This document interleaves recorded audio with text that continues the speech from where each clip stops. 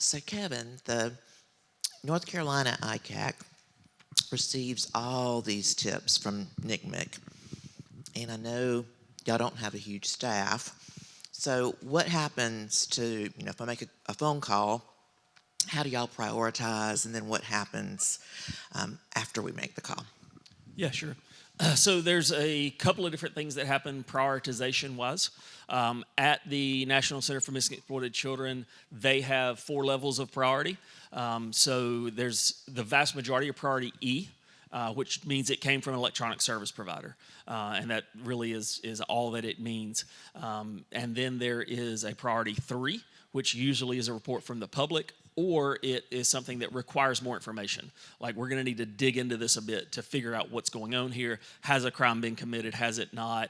Exactly what's being reported. But then priority 2s and priority 1s are really the ultimate priority. And we have some really strict timelines around how quickly we respond to those. So a priority 2 is somebody who the suspect and the victim know each other in a way that they know how to get in touch with each other, know each other, know an address, know a location, and potentially are talking about meeting. Priority 1 is they for sure know each other. They've already made plans to meet, and it could be happening this afternoon. So it is immediate. Or somebody who is maybe live streaming some type of abuse of a child, or is talking about in a chat room things that they are doing with their child. And when we look up information and see who they are, they have access to children, so it legitimizes what they're saying, rather than it just being a fantasy. And so we have those come in frequently. We had a priority 2 come in a couple of days ago, and within a matter of 36 hours or so, we were executing a search warrant and putting somebody in jail. So that prioritization really helps us a lot. And then internally within our unit, obviously, once we're triaging and looking at it coming in, because receiving 30, 40,000 tips, they're not all the same. And even when we're looking at those, even if it's priority E, there's things that we see that are like, okay, well, there's more here. I've not seen this before, or the way that this is said in this chat, this sounds like something else is going on. And so that escalates it internally for us, and we'll push through those responses quicker to get legal process, to get the background done, to get to that house quicker. Anyone else? Okay, so according to Atlas Free, 99.6% of traffic survivors are unidentified. That means only 0.4 is identified and is prosecuted. How do you think, as a community, especially as law enforcement that is doing the investigation, how do you think is the best approach for a victim to be able to get those numbers up? Gonna give that one to me? That's tough. Yeah, I mean, I think what we've tried to do with our Worth Court and our trafficking court is, I think the key is to, or I don't know about the key, but the main thing you need is have these NGOs or wraparound services available for the victims, because in many cases, whether it be law enforcement or the prosecutor's office, this person, a lot of times they need counseling, they need drug treatment. A lot of times they need to, the successes that I've seen, Five Sparrows was a organization that was very active in our community at one time, and talking a little bit about the Applewhite case. A couple of victims in that case, they removed them completely from Cumberland County. They went out west and were out there for at least a month, if not more, to comprehensive programs, and came back to testify. And I'll get a little bit more into this in the breakout session, but then had services and all, of course, before they testified, after they testified, follow-up services, so it just, even if we're able to arrest and convict the trafficker, and many times the victims, don't get the services they need, and they either kind of disappear, and in many cases become victims again of other traffickers. We've seen that. We've seen that where we take one trafficker off the street, and victims that were working for him end up working for other traffickers. So, Thank you for going there because it's exactly what I wanted you to say. Stat USA has been working, it's called a Human Advocate Program here in Brunswick County and actually in the Western Carolina also, to be able to be the gap for law enforcement and DA.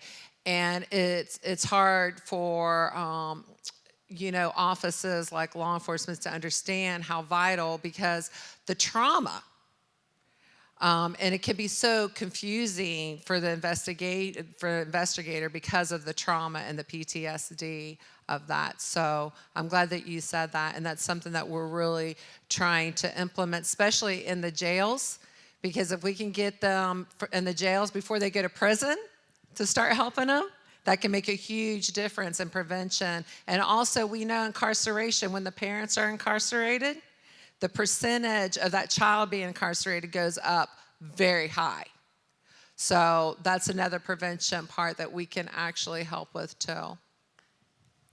I want to answer part of that question. You said, how can we get them identified? Well, I think training the public is certainly a way to have them identified. If you look at the calls to the National Human Trafficking Hotline, most of those calls that identify an actual case are coming in from the public. So it's people like you. So this is something you can do. If it's your book club, the Rotary Club, whoever are in your circles, seek out someone in your area that is doing training, or join a virtual training. I know SHIELD, we do a virtual training, and people from all over the country come. But get educated, know the signs, know that it's not kidnapping, which everybody thinks it's kidnapping. And if we're looking for that, that happens in 8% of the cases. If we're looking for that, we're gonna miss 92% of the cases, right? So know what to look for, know what to do when you see it, how to safely respond.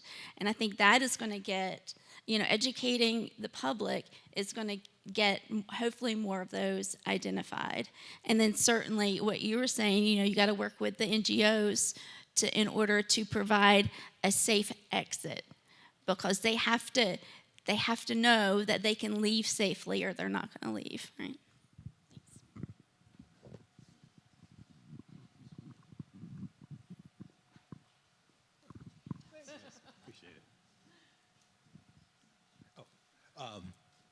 Hi, great job to all the panelists. I learned so much. This question is actually for Nikki. I really enjoyed the almost revolutionary nature, which is crazy because I've worked on a campaign to cure violence in communities through addressing it as a mental health issue.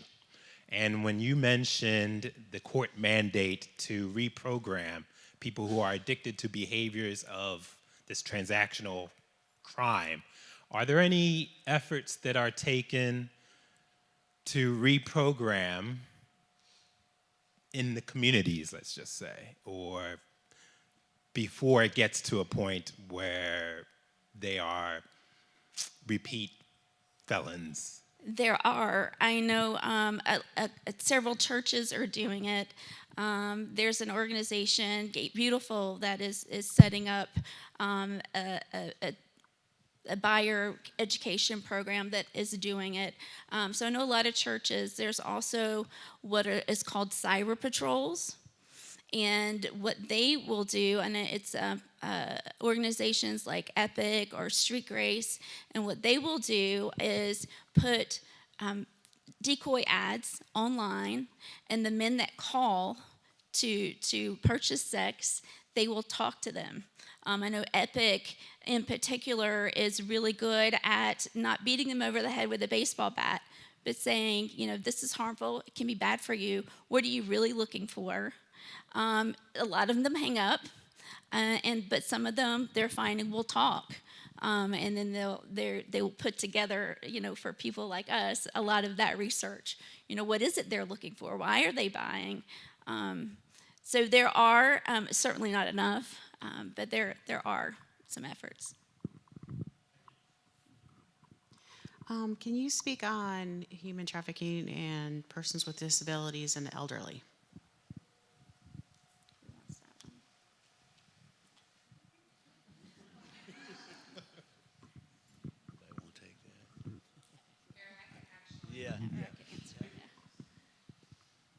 So I had a case where one of my young ladies, she was 15 years old, was trafficked here in Brunswick County, but also in New Hanover, and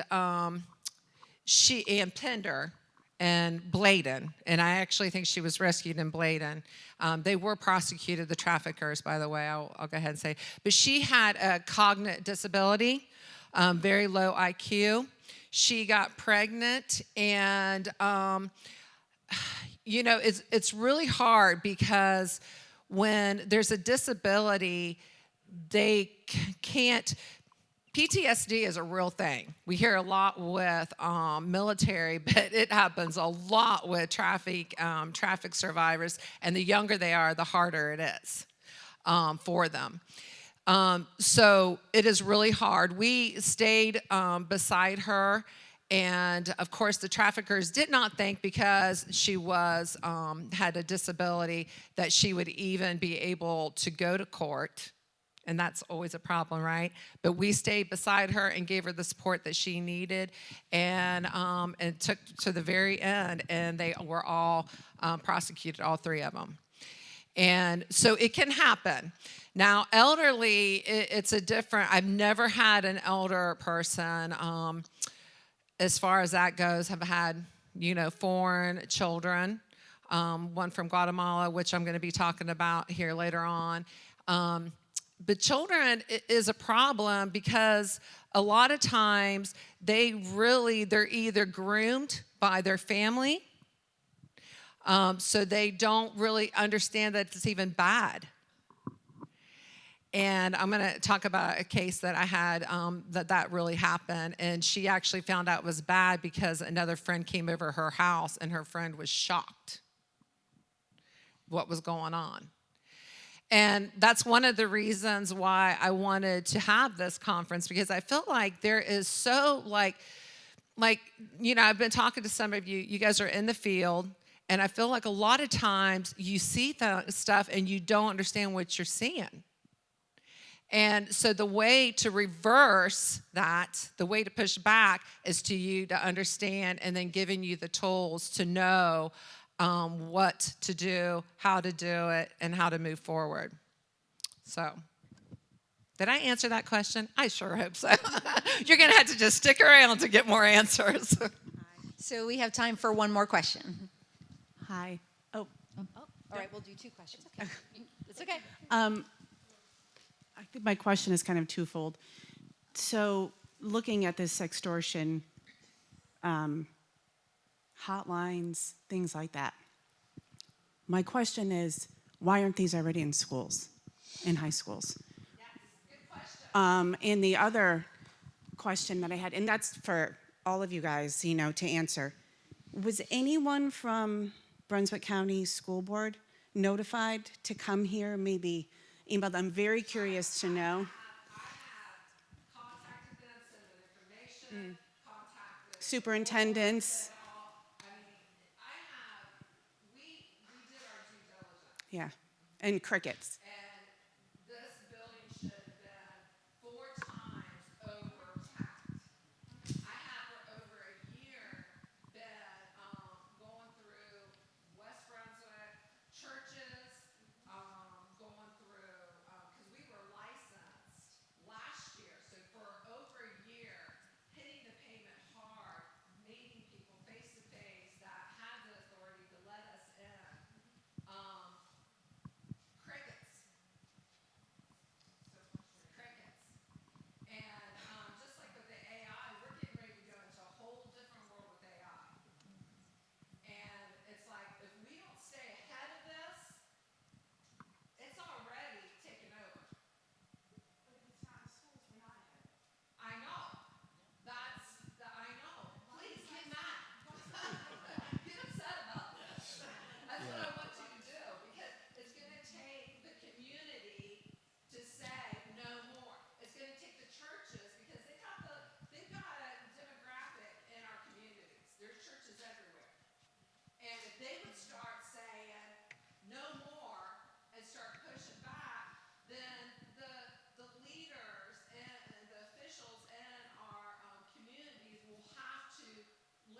Because they're elected. They're elected. Yeah, I'll say it's very location specific. There are a couple of school districts in North Carolina that are highly engaged in this. We, within the last couple of years, in a particular county school district, the superintendent of that school district, it was a priority for them. And so me and an agent went in and spoke with their executive staff as well as every principal from every school throughout that district. And then we had scheduled times at every single school in the district and went and did presentations. So highly engaged, great partnership, and it's fantastic. I spoke about 2 weeks ago at a different high school there in a completely different county, and there was a principal at another school that was in attendance that said, hey, we want you to come to this. So there are places that it is, but it seems to be the rarity as opposed to the common. I'll say we did a awareness video a couple of years ago, well, 3 or 4 years ago now, through Center for Safer Schools, Department of Public Instruction, and pushed that video out, did an update of that video, pushed it out, made it available to every middle school and high school throughout the state. I would say there were various levels of implementation there. So it was shown in a lot of places, which is fantastic, but there's a whole lot of places it did not. It didn't get shown. So I think it's very location specific. So to your point with your answer, school districts are run locally. Get upset about it locally, and you'll see a difference locally. Not that I'm aware of. I personally haven't. I'm not aware of any of our agents that have engaged.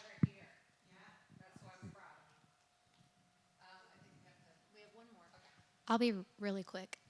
Mine was going to be kind of tagging on to what she said, but for Mr. Houston, we're with New Hanover CPS, and so we're in a little different phase, but we work a lot with law enforcement and then also with our kids in foster care. A lot of what people don't realize or forget is that we are unfortunately reactive and not preventative. When we do get kids in our custody, though, that's where we can work on some of that prevention. I figured, too, with schools and minors in our custody, how there could be a lot of red tape for some of the conversations that maybe you would be able to have with the kids that we work with and are more exposed maybe than the average youth, given the dynamics and why we're working with them. We also have like a group of 18 to 21 that can choose to remain kind of in our custody somewhat. And so they would be adults to be able to have different conversations with you. But I was just trying to see if there is anything that your program has to offer to break down certain conversations of our kids in our custody and or within the school system through some of that red tape to work on some of that prevention with them. Yes, it's a lot of red tape working with school systems. We had our Health to Masculinity program for 3 years, and we were fortunate, and I think because I live in New Hanover County, that communities and schools really picked up the Live Respect curriculum, and for some schools, they implemented, but the problem was it wasn't for all students. And when we think about risk factors, all students are at risk. When we think about, online, when you think about ICAC. So we really need these curriculums in all the schools, but we do have like communities and schools. Plus, I'm a local resource for you. I'm with a national organization. So let's talk, and I can come in and do what we like to do is do a train-the-trainer model. Who are the champions in the community who really want to do this work? And so we come in and train those with our curriculums. Not only do we have our Live Respect curriculum, but like our Book of Dares, small kids. That's the way to begin to have this conversation. Because when I think about a dare, most of us as kids, there was a dare, that we did, but we took it and did something dare to do something positive. So there's a way to engage kids at a very early age. Plus, we're also engaging adults. One of the things, too, is as Nikki was talking about, we did something with the North Carolina Department of Health and Human Services a couple of years ago to reach, to answer your question about online. For buyers online, we did a geofencing. And so what it is, when they went to a website to purchase sex, we'd redirect them to our website. What are you searching for? So we can educate those buyers as well. And actually, we had a video in English and also one in Spanish, so you could have services both places. But we do have resources, and the main thing is language. How do we have these conversations with the language that they can understand? When I'm working with sports team, I speak a language they can understand. Working with kids, what are those conversations? What are some of those graphics? What are some of those, whether it's music or videos, that we can have those conversations with? But I'd love to talk with you more. Thank you. Let's say thank you to our question and answers panel. Thank you.